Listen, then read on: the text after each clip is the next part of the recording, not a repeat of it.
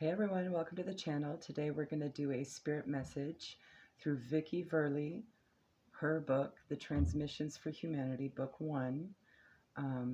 She operates a channel called Roll Prophetess. I highly suggest you go check her out. She's amazing. So what we'll do, this book isn't separated by page numbers or chapters or anything. It's actually written sort of like a journal, so it's got dated entries. So we'll go ahead and use 1 dice for the month, and then 2 dice for the date itself, okay? And let's see what message is for us on those. All right. Our first number out, and this may have significance for you, is 8. So whatever is closest to August. And we have 8 again. Okay. There we go. And we have 3.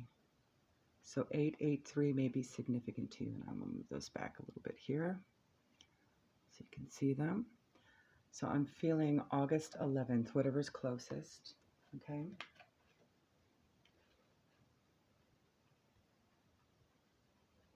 All right, let me get to it.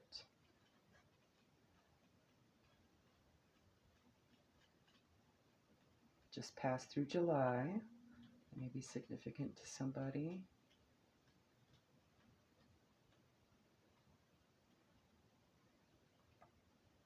All right. And we have August 4th, 2020. That may be an important date for you. This is a chapter called Death Fractals.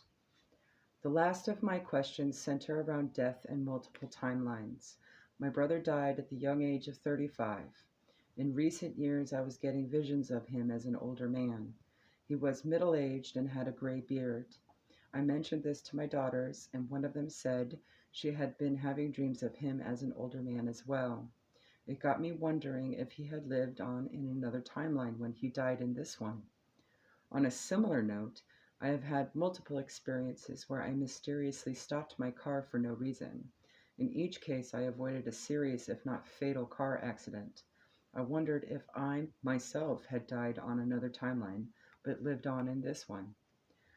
I want to ask about multiple timelines as it relates to death. When you die, do you keep on living on other timelines? The answer from the higher dimensional beings is, often that is the case, as with your mother. She is having a hard time letting go, as was shown to you. A strong part of her presence remains.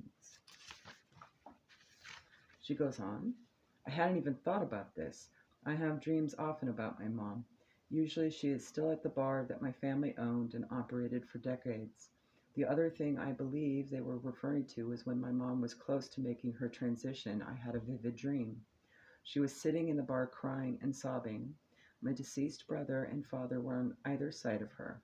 It seemed as if they were comforting her and trying to get her to come along with them. Is there anything I can do? Their answer, no, she will release in due time.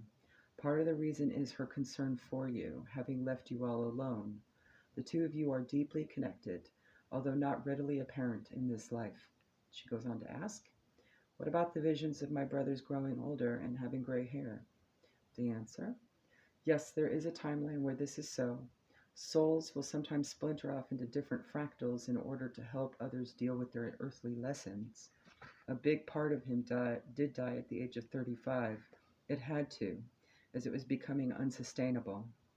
The part that lived on, that you saw in your vision, had been sober for 20 years. Thus he was able to sustain the physical form for a longer duration. What about the near misses and the car accidents with me? Did I die on another timeline, but I lived on in this one? Their answer, yes, but it was a very small fractal that perished. Because of your attunement with higher consciousness, we were able to get through and intervene. You were spared because of the importance of your soul mission and your close alignment with it. Even when you turned away from your path, you were still closely aligned with it. Your connection was kept strong through your creative pursuits.